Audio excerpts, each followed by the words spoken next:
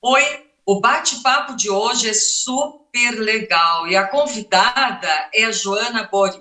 Ela é especialista em gênero, mídia e cultura. Tudo bem, Joana? Como vai? Tudo bom, Rosane? Vou bem, obrigada. E como vai você? Tudo ok. Então vamos começar pela questão do gênero. O que tu acha importante a gente transmitir para as nossas ouvintes sobre a questão de gênero masculino, gênero feminino? O que tu pensa a esse respeito? É importante deixar isso bem estabelecido, que não é uma questão de eu achar ou o que eu pensar, né? Eu estudo gênero, eu me dedico ao estudo formal, né, de gênero, que é um campo de estudos, é um corpo teórico bastante robusto já. Então tem muitas maneiras de se pensar em gênero. Eu acho que uma das mais importantes de todas elas, para que a audiência que está nos assistindo situe, né, o que é que as estudiosas de gênero, o que é que as pesquisadoras de gênero, o que é que as pessoas que, como eu, trabalham com questão de gênero, né, o que é que nós estamos buscando? E nós estamos buscando fazer leituras da sociedade, certo? Que tem como ângulo de análise esta categoria de identidade, a qual chamamos gênero. Tendo dito isso, gênero tem uma amplitude de significados muito grande, a palavra gênero, né? Ela significa tanto uma ordem social, ou seja, a forma como nós ordenamos a sociedade, os sistemas de valores, as instituições, os papéis sociais, certo? Tudo isso é bastante organizado a partir de gênero. É também um ângulo de análise, que é isso que estamos fazendo agora, e foi, acredito, este o convite que você me fez para que eu apresentasse essa perspectiva como ângulo de análise para sua audiência, e é também tudo isso que nós chamamos de masculinidade, né, de masculino e de feminino. Nos estudos de gênero, no entanto, nós não pensamos no masculino e no feminino como sendo próprios da natureza ou de alguma essência, certo? Ou do mistério da metafísica. Nós, dos estudos de gênero, situamos, ou melhor, empregamos o masculino e o feminino como perspectivas analíticas a partir deles como significantes, ou seja, como linguagens. O que eu quero dizer com isso? Não é que não exista macho e fêmea, não é que não existam gametas complementares, não é que não existam homens e mulheres. Qualquer negativa dessas coisas que são próprias da realidade é um delírio, e não é isso que os estudos de gênero fazem, né? A gente simplesmente através de uma série de exemplos, vai tentar demonstrar como as masculinidades e as feminilidades e todas as linguagens, tudo que é cultural, tudo que é visível, tudo que faz sentido, certo? Que esteja organizado como sendo masculino ou feminino, para nós, os estudos de gênero, isso não é natural. Isso é sim uma ordem, certo? A partir da qual aí se distribui, né, valores na sociedade, inclusive acesso a privilégios e direitos. Muito bem. Então, traduzindo tudo que tu falou, é uma questão cultural. É eles que definem os papéis, os estereótipos, tanto masculino quanto feminino. E aí essa mulher que sempre foi colocada como uma questão de inferior ao homem, como a de outra, sempre foi retratada assim pela humanidade. Como é que tu vê hoje em dia esse papel, tanto masculino e feminino? Tu acha que diminuiu essa simetria de poder ou ainda existe uma desigualdade muito grande? As duas coisas, né? Eu acho que retomando de onde você colocou a situação, realmente ela é cultural, né? Essa, eu acho que bom que foi que foi essa a tradução que foi feita da minha fala, porque é justamente nesse lugar que nós estudiosos de gênero pensamos nessas questões, inclusive no masculino e no feminino, na cultura, né? Na forma como a sociedade se organiza. As duas questões que você colocou, né? Se é ou temos se ou a desigualdade ainda existe ou se as questões já melhoraram, as duas coisas, certo? Há muitos as mulheres vêm apontando já há muitos anos, e quando eu falo de muitos anos, eu estou falando da Grécia Antiga, eu estou falando de Lesbos de Safo, uma poeta da Antiguidade Clássica, certo? Estou falando de registros da historiografia feminista que vão colocar na era medieval mulheres dizendo a feminilidade é uma construção social que existe para fazer essa ordem aí de mulher ser inferior, essa expectativa, né, de que mulher vem atrás de um grande homem, sempre tem uma grande mulher, né? Essa mania de colocar a mulher como o segundo sexo, como a Simone de Beauvoir muito bem articulou na sua investigação filosófica existencialista, justamente sobre isso que a gente chama de eterno, que ela chama, né, de eterno feminino, né? O que significa essa feminilidade? O que significam essas linguagens? Bom, então, ao mesmo tempo que ainda existe uma discrepância muito grande, já fizemos movimentos muito fortes e precisamos continuar fazendo. Eu acho que nós falamos hoje, é dia 18 de novembro de 2020, estamos falando alguns dias depois das eleições deste ano dos anos, né? E as eleições desse ano, eu tô fazendo com duas colegas uma pesquisa justamente sobre esses dados. A gente já pode dizer, no entanto, que esta é a eleição que mais elegeu mulheres, né, nos parlamentos ao longo do Brasil e nos cargos de executivo. Então, nós temos, por exemplo, uma diversidade, uma variedade de corpos que estão entrando no espaço institucional da política brasileira, né, que nesta eleição de 2020 entraram com muita força.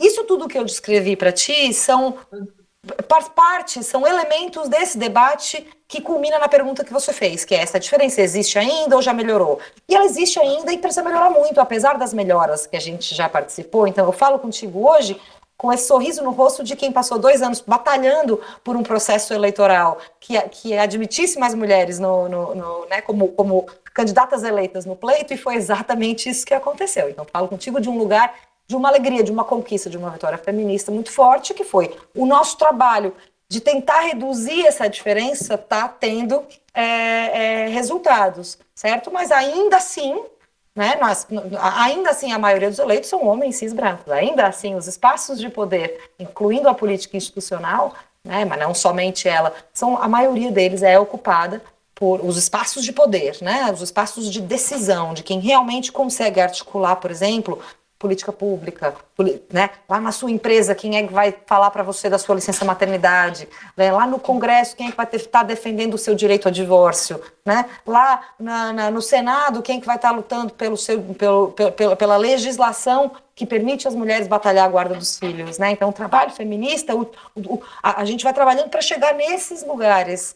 Né? Então, essa eleição de agora é um passo na direção dessa tentativa de equalização, mas ainda temos um longo caminho pela frente. Precisamos que mais de nós entendamos a importância da representatividade de mulheres, né, e de batalhar esses espaços de poder mesmo. Porque a mulher não é inferior ao homem, né, gente? Isso é uma balela. Essa aí eu não preciso nem articular, né? Criaram pelo amor de Deus.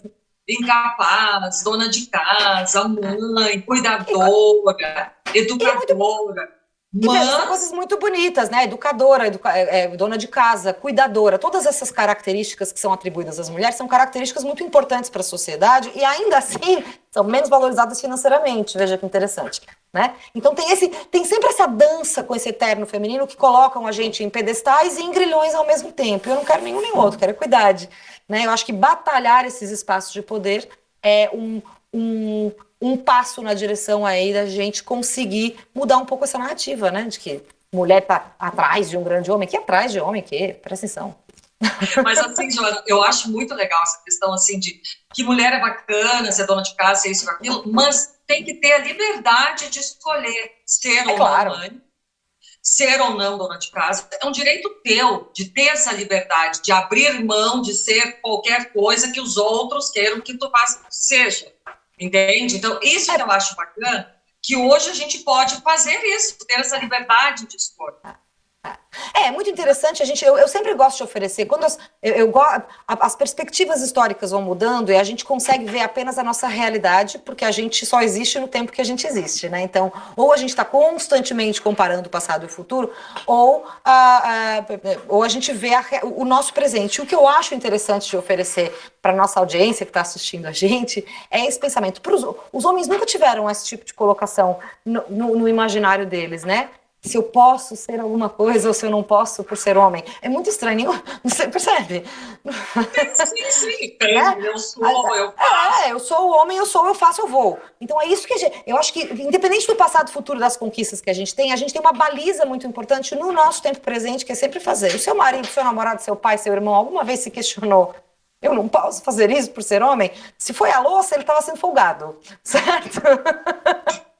Mas nenhum homem jamais se questionou esse tipo de coisa, né, Rosane? Então a gente precisa também tá nesse lugar, eu acho, de se dar conta de que tem uma narrativa aí que quer sim que a gente fique bela, recatada e do lar, mas, né, se quiser ser bela, recatada e do lar, vai, linda. Mas é isso que você falou, É não uma é não é escolha, na todo mundo. verdade. E não é todo mundo que pode escolher, né? Eu acho que tem isso também. Tem mulheres que não têm essa possibilidade de Infelizmente. escolha, né? E a gente tem que lutar por elas também. Mas eu acho que esse homem que diz eu não faço isso, eu não aprendi a fazer aquilo, imagina, minha mãe não deixava eu entrar na cozinha. Não, imagina pegar uma vassoura capaz, vou virar um bicho, sabe? Aquela coisa, isso não é coisa de homem. O homem é um outro papel, não é esse. Mas aí eu acho que muitas mulheres educaram esses filhos para isso também. Não que eu estou culpando essas mulheres, mas muitas mulheres, elas acham muito bonito tudo que esse homem faz. Tanto é que um outro tema que a gente falar sobre o feminismo, elas torcem o nariz. Aí tem aquele repórter que falou, do jornalista, né, que toda feminista é mal amada, é recalcada, não gosta de homem, não gosta de casamento. E é assim que as pessoas pensam. Toda feminista é assim. Tu não É, acha é, isso? De novo, eu vou responder, e essa eu posso falar com muita convicção, assim, porque a minha dissertação de mestrado, né, para que eu virasse especialista em gênero, mídia e cultura, que conforme você me descreveu no começo deste nosso exercício, desse nosso diálogo entre nós duas e, de preferência, que reverbere bem, né, com a sua audiência, que é um prazer para mim sempre falar com mulheres em todos os lugares que eu vou. Eu gosto sempre de abrir, de rasgar essa mística a respeito da feminista, e o meu trabalho de dissertação do mestrado foi justamente isso. Eu tenho tanto esse prazer em desmistificar aí essa figura assustadora da feminista que Pois não é. gosta de ninguém, que não gosta de homem, que está aqui para cagar regra na sua vida. E não é bem isso, né? O universo do feminismo não é assim. As duas coisas que a gente precisa ter em mente são, de novo a factualidade do concreto, né? O material da realidade que você consegue mensurar. Assim, existem muitos movimentos sociais, a sociedade se move bastante a partir de uma série de disputas de poder, sempre foi assim, e a disputa, né, de poder, que é essa da equidade de gênero, que é sim uma disputa de poder, ninguém tem que se enganar a respeito disso, né, porque alguém, se o poder, o Foucault sempre dizia que o poder é algo que a gente exerce, não é algo que a gente tem, né, o poder é um exercício que circula, então a gente precisa fazer uma disputa para que tenha equidade em quem está em posições de poder ter poder sobre outras pessoas, porque aí com grande poder tem que ter grande responsabilidade, etc, etc, né? Mas as pessoas vão pensar no feminismo como sendo esse desenho, eu tenho aí uma perspectiva da realidade para oferecer para todo mundo. O feminismo, desses movimentos sociais que fazem aí essas lutas, o feminismo nunca matou ninguém. É um movimento que não tem nenhuma das batalhas feministas jorrou sangue. Certo? As batalhas do feminismo são todas no campo da ideologia e justamente de dizer, olha, esse direito aqui a gente não tem em comparação com outras pessoas que têm ele há um tempão. O direito ao voto, por exemplo. O direito a abrir uma conta no banco. Certo? Coisas básicas. Então as feministas estão por trás, e é literalmente por trás, porque elas são escondidas, né, destas conquistas. É a formulação feminista que vai dirigir a redação de políticas públicas que vão possibilitar esse cenário de abertura de direitos. Eu acho que. E daí a minha dissertação de mestrado, isso sempre me intrigou muito, porque para mim as feministas sempre foram. Tipo, nossa, que grupo interessante social, né? Que percebe que existe uma discrepância, explica essa discrepância para o seu próprio opressor e faz isso de forma muito elegante, com pedagogia, com comunicação e não cortando garganta nem pinto de ninguém. Olha que finas, né? Para mim, foi elegância, certo? Então, eu fui atrás de estudar isso e me dei conta desta questão, o que a minha pesquisa vai indicar, né? A partir aí, claro que eu sentei no ombro de gigantes, uma pesquisa incrível da Susan Faludi, que vai entregar para a gente a noção do backlash, que é a forma como a mídia retrata o feminismo. A partir dessa lógica, eu fui entender a mídia patriarcal, ou seja, uma mídia composta muito mais por homens, tinha poder de colocar no jornal, na TV, na reportagem, na crítica de opinião, há uma fantasia opinião sobre negativa. feministas. Exato. Coisa E negativa.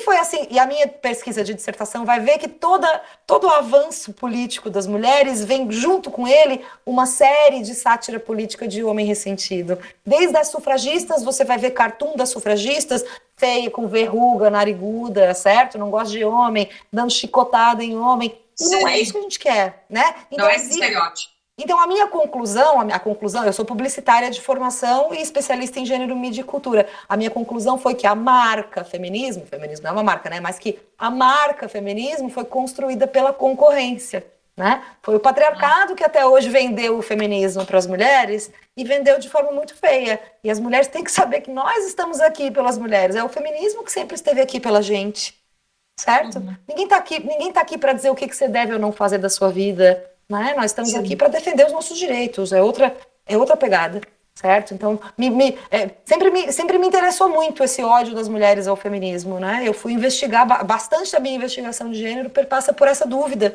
né? Porque é onde eu encontro as mulheres mais amorosas, é onde eu encontro as mulheres mais compreensivas, é onde eu encontro as mulheres menos moralistas, é onde eu encontro as mulheres mais dispostas a aceitar outras mulheres da forma como elas são, justamente por entenderem que o patriarcado nos reduz, certo? Né? Ali é claro que o feminismo também vai ter, porque, né, a Marie Scheer, que é uma jornalista que falou uma frase muito, muito importante descrevendo o feminismo, vai dizer, o feminismo é a ideia radical de que mulheres são gente. Então isso serve para bem e para mal. Então, claro que dentro de um movimento de mulheres que são gente, vai ter quem vai lá tentar cagar regra, quem vai tentar transformar feminismo em culto. Mas, gente, isso acontece em tudo quanto é lugar.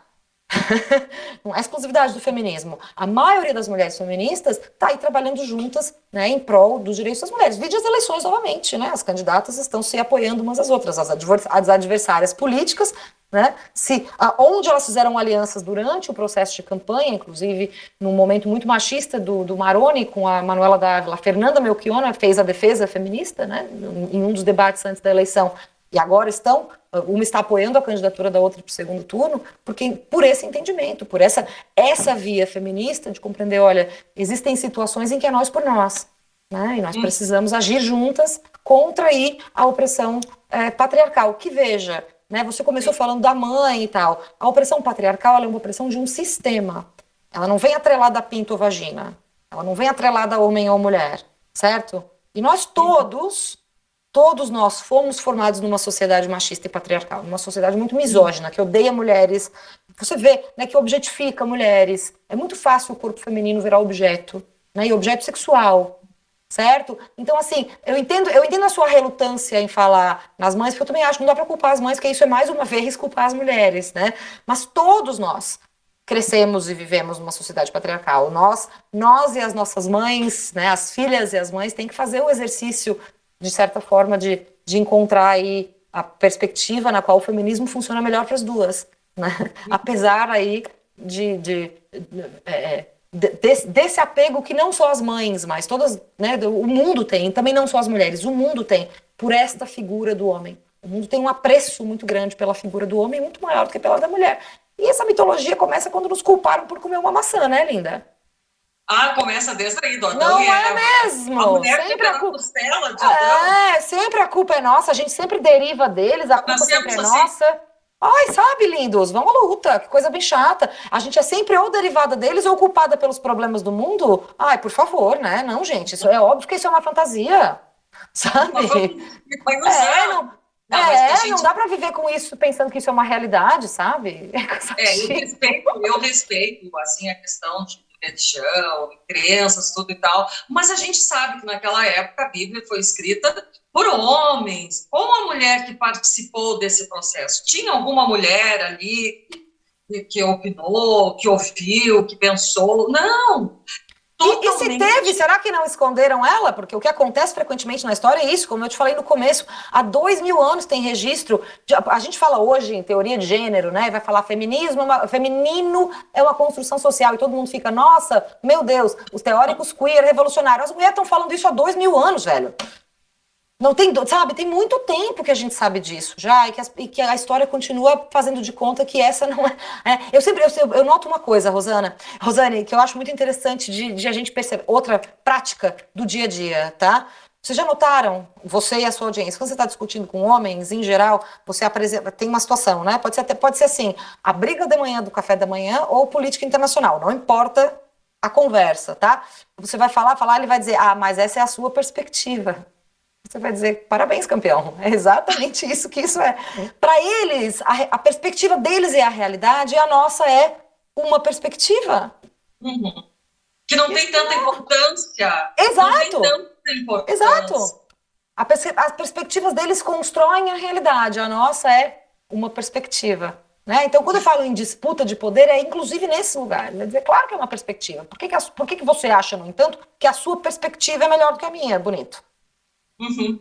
Tá, então dentro desse teu estudo, desse teu conhecimento todo, por que tu acha que a mulher está sofrendo cada vez mais violência dentro do seu lar? Será que é porque ela está querendo se impor? Será porque ela cansou de ficar quieta, cansou de ser escrava, cansou de ser submissa, aquela mulher obediente que aceita tudo caladinha, sofre, vai lá rezar, aceita ser isso porque tem que ser a condição dela, aí vai para a igreja para pagar pecados, porque não fez a coisa direito. Não sei, o que tu pensa? Primeiro, eu acho muito difícil de a gente fazer um comparativo para afirmar que tem mais violência doméstica agora, porque o fato é que a métrica, né, a nossa capacidade de mensurar a violência doméstica tem aprimorado ao longo dos anos. Certo? Então, a gente não tem dados... Eu sou cientista social, né? Então, para mim, é muito importante a questão da métrica, né? Porque daí é dado robusto, eu não estou falando a partir de... Será que... Eu não sei, né? Eu preciso ir lá e ver, olha, os números nos dizem que... Porque daí eu tenho meios comprobatórios, né? Da retórica feminista que todo mundo já odeia. Eu preciso sustentar a minha retórica feminista com argumentação do real. Então, assim, esse seu parecer, no entanto, me parece estar condizente com a realidade. Porque eu também acho que hoje as mulheres, também é isso, o que a gente vê hoje é as mulheres não aceitando muito mais, ou pelo menos as mulheres poderem dizer isso de forma muito pública. Eu vou aqui invocar a deusa maravilhosa da música popular brasileira, Elza Soares, rainha do feminismo, da diva, assim, eu tenho um apreço por divas pop que fazem intervenções feministas muito diretas, né? A Madonna, tal. E a Elza Soares é esta mulher e sempre foi. Embora ela tenha passado a usar a palavra feminismo, eu nem sei como ela usa a palavra feminismo, para mim nem importa, recentemente, porque foi aclamada pelas feministas como, nossa, ela é realmente muito farol, né, o discurso e a vivência dela muito iluminaram, né, a conquista, a forma, as conquistas por falar de violência doméstica. Ela gravou a música, cadê meu celular, eu vou... Exato, e ela gravou, cadê meu celular, eu vou ligar para um 80. Né? O 80, para quem não sabe, é um número de celular, é um serviço oferecido pelo governo brasileiro, isso há muitos anos já, certo? É um serviço de atendimento à mulher que sofre violência doméstica.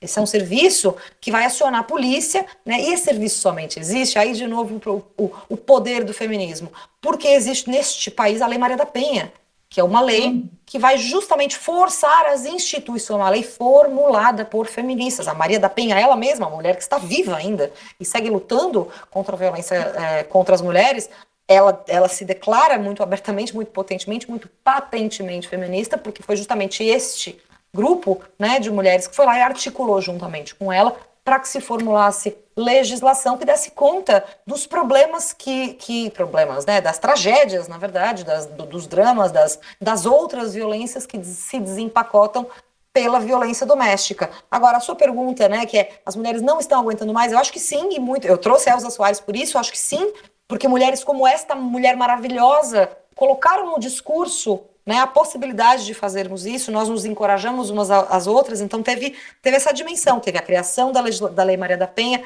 a implementação dessa legislação, que ainda precisa melhorar e muito, uma mulher do cunho, do calibre da Elza Soares, colocar no debate público de forma popular, né, o número de telefone que registra esse tipo de ocorrência e lida com esse tipo de ocorrência, ela explica direitinho a música é maravilhosa, né? Se você ou a sua audiência não conhecem, eu recomendo fortemente que se procure a Elza Soares falando sobre violência doméstica.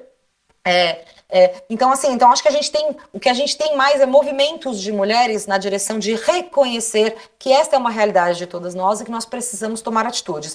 Outra coisa que você falou que me parece também importante de marcar e que é muito verdadeira, né, é essa, de que a mulher se impor engendra violência de novo de volta para ela, tá? A gente não pode se esconder desta realidade da vida das mulheres. Certo? A mulher enfrentar o patriarcado, seja ele um chefe machista ou um marido machista, pode sim significar ela ser demitida e perder a sua subsistência, ou ela apanhar em casa, né? Ou até mesmo ser assassinada, ou ter os filhos, enfim, toda sorte de violências de gênero contra as mulheres que a gente sabe que ocorrem em relacionamentos heterossexuais, sejam essas mulheres cis ou trans, certo? A gente sabe que tem aí uma série de violências que nos acometem a todas, né? Então não dá para fazer essa competição específica, todas as mulheres estão igualmente sujeitas a esse tipo de violência, umas mais, outras menos, dependendo de uma série de contextos. Neste país, mulheres trans, mulheres negras estão muito mais sujeitas à violência do que eu e você estamos, o que não significa que todas as mulheres não estejam sujeitas a essa violência no âmbito doméstico, que é inclusive muito difícil de investigar. Então, assim, hoje em dia eu acho que o que a gente tem é um feminismo mais encorpado que está imbricado na lei já a essa altura e que tem, por exemplo, casos de acolhimento, como a Mirabal aqui em Porto Alegre, parlamentares, como Luciana Genro, que estão lutando para que verba da prefeitura seja dada para mulheres se hospedarem em hotel até que a situação delas de violência doméstica seja resolvida durante a pandemia. Temos mulheres articulando em muitas frentes maneiras, certo, de acolher essas mulheres para que elas possam daí ter a confiança e a coragem de denunciar. Sim. Porque a gente sabe que muitas vezes elas vão denunciar na delegacia e levam uma outra camaçada de violência. Né? Mas e assim por diante, não tem para onde ir, não tem dinheiro, então assim, por isso que eu faço esse chamamento, mulheres, não acreditem no que dizem por aí sobre as feministas, acreditem no que as feministas dizem sobre a gente, porque a gente está realmente aí trabalhando há anos para que todas nós possamos ter uma vida mais livre das violências do patriarcado. Exatamente, a gente não quer guerra, a gente quer simplesmente que a mulher possa falar, que ela seja ouvida, que ela possa se expressar, que ela possa mostrar que ela tem valor, que ela pode exercer qualquer profissão tanto quanto o homem, sabe? Mas eu estava falando sobre a questão da mulher, assim, da violência, e essa semana eu conversei com uma advogada, e ela estava me falando que existe uma lei bem antiga que protege o homem em relação à violência. Eu não vou saber dizer direito assim, porque eu não sou advogada, mas assim, ó, mais ou menos assim, Joana, de que a mulher pode ser levada como é que eu vou dizer? Ela pode levar o homem a agir de forma violenta. Aí, então, vai inocentar esse homem, porque ela mexeu com ele. Não sei se você já ouviu falar nessa lei, que é de 1940 e poucos. São crimes contra a honra. São crimes contra a honra, né, que estão sendo questionados. Eu também não sou advogada, então não sei te dizer qual é o estado atual dessa legislação, mas eu sei que durante muito tempo no Brasil... Eu sei que acontece ainda. Isso eu sei que ainda existe. Leis, se não são revogadas, permanecem. Mas elas podem ser questionadas. Por que não conseguem mudar? Quem é que muda isso?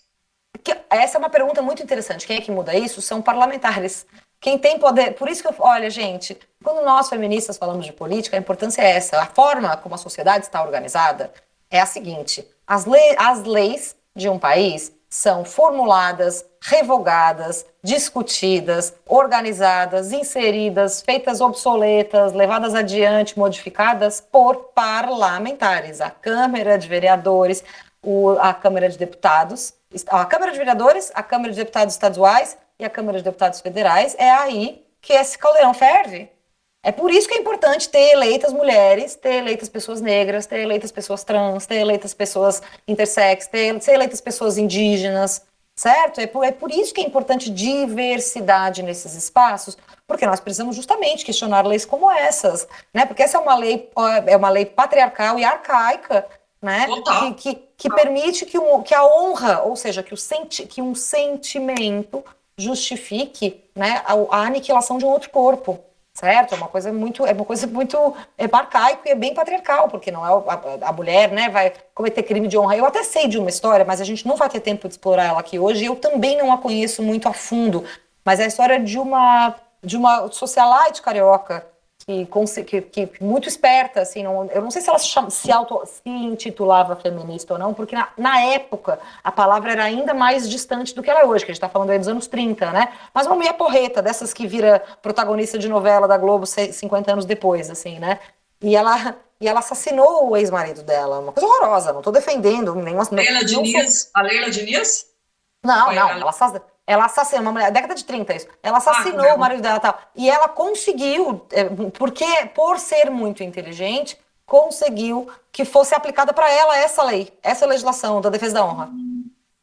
Né? Mas é um caso único, é um caso emblemático, né, que eu sei. Eu li esses dias no site, no Facebook, Histórias e Imagens, que é um site de história que vai efetivamente resgatar, né, tipo, personagens históricos aí da cultura que não estão nos livros necessariamente, mas que constam causos, né, que existem causos a respeito deles. E veja, mulheres sempre existiram, né? É interessante que a gente nunca tenha entrado nos livros de história, não é mesmo? As mulheres não foram inventadas na década de 90. Né? É só a partir da década de 90 que você começa a ver mulher em foto de mulher em parlamento, ou mulheres em livros de história. Né? Era muito raro uma Anita Garibaldi. E nós sempre estivemos aí. Não é que a Anita Garibaldi era raro que se registrasse as mulheres que estavam lá. Né? Não tinha espaço, não tem registro, porque elas não tinham espaço. Tem um livro muito bacana de uma autora, Svetlana, eu não vou lembrar o sobrenome dela agora, mas ela vai falar justamente sobre isso. Ela fala dos Balcãs, né? Ela fala do leste europeu, e o livro dela chama A Guerra Não Tem Cara de Mulher. Muito interessante, porque ela vai mostrar justamente isso, que sempre teve mulher em guerra. A guerra não tem cara de mulher, mas sempre teve.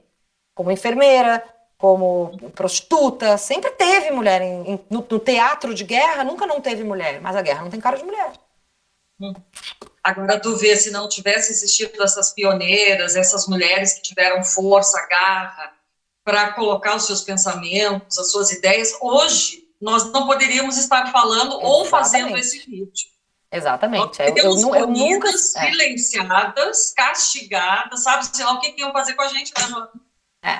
Eu acho que outra perspectiva feminista do mundo, né, que é muito importante da gente levar em consideração, e essa é uma perspectiva rigorosamente organizada por uma grandíssima historiadora marxista feminista chamada Silvia Federici, que tem um livro fundamental que chama Caliban e a Bruxa, certo? No qual ela vai demonstrar, de novo, a perspectiva feminista não é uma perspectiva, muitas vezes, que está aí só pelo prazer do debate. Ela realmente reconta a história a partir da noção de que a história das mulheres não foi acoplada na narrativa da história hegemônica. E ela vai dizer, né, que a caça às bruxas, certo? É uma falácia, né? A bruxa é fake news medieval, digamos assim, que não existiam bruxas. O que existiam eram mulheres, certo? Autônomas, que tinham conhecimentos medicinais, conhecimentos agrícolas, que eram cervejeiras, por exemplo, certo? E que por não... Tem um som rodando atrás, não? Não, pode falar. Tá.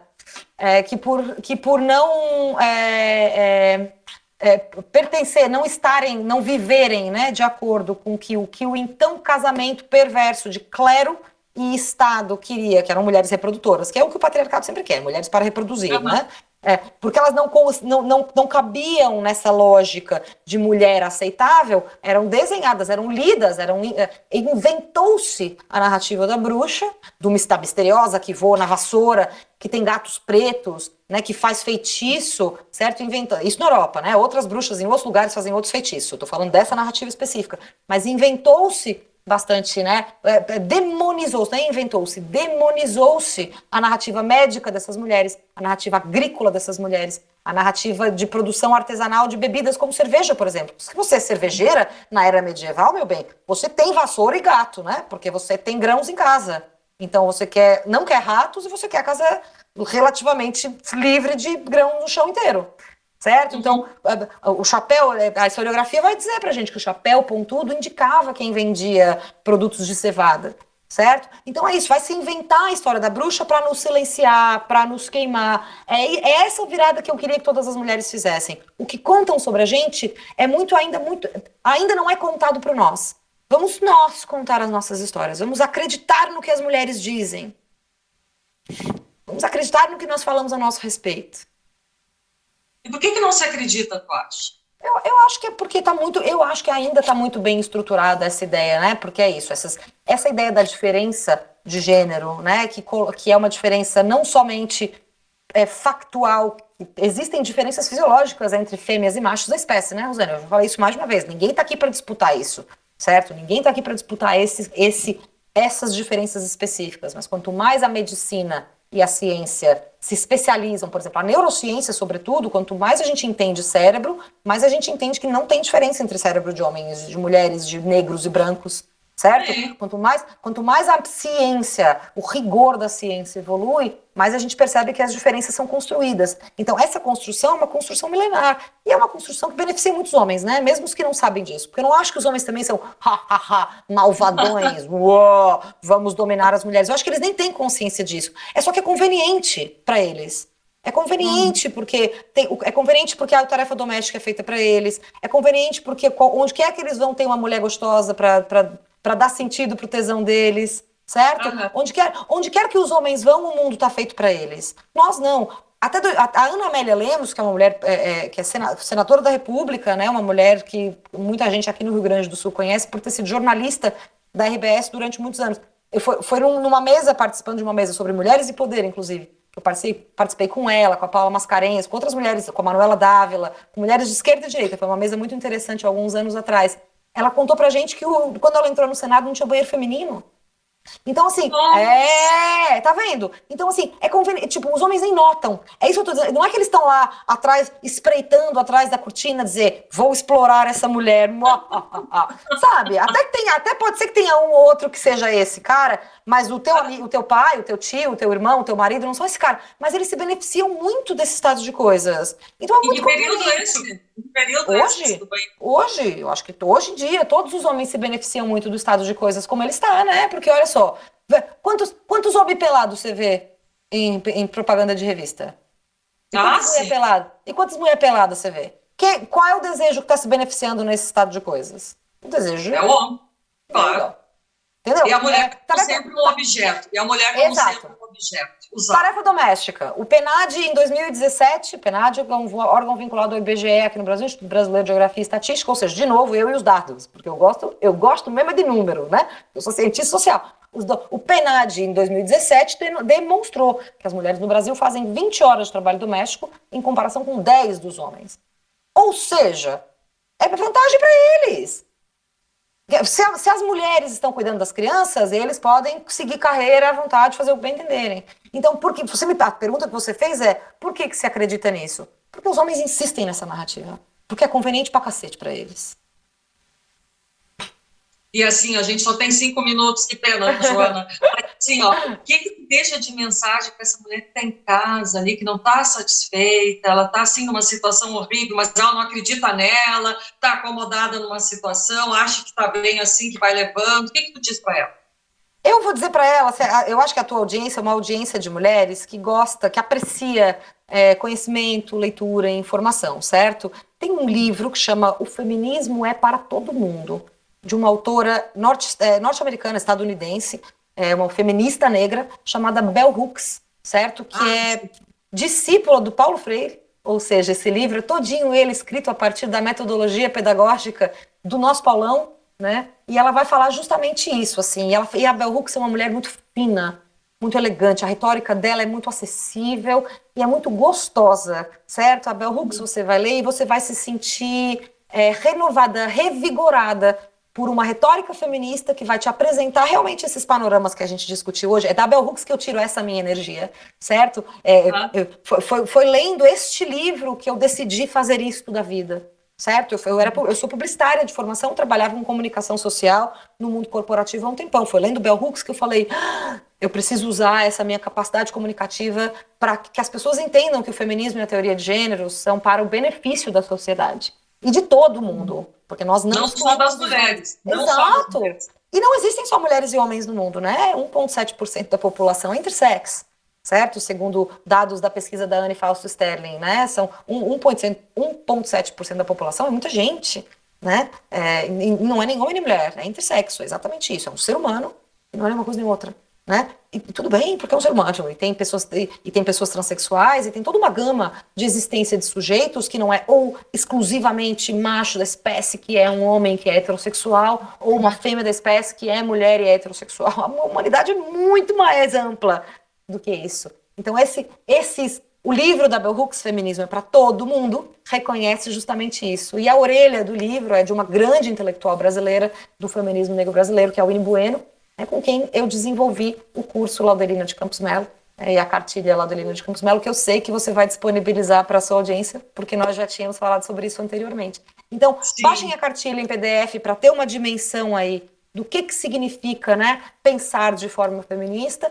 Procurem esse livro da Bell Hooks e continuemos o diálogo, né? Vamos nos fortalecer entre nós. Vamos balizar nossa força entre nós.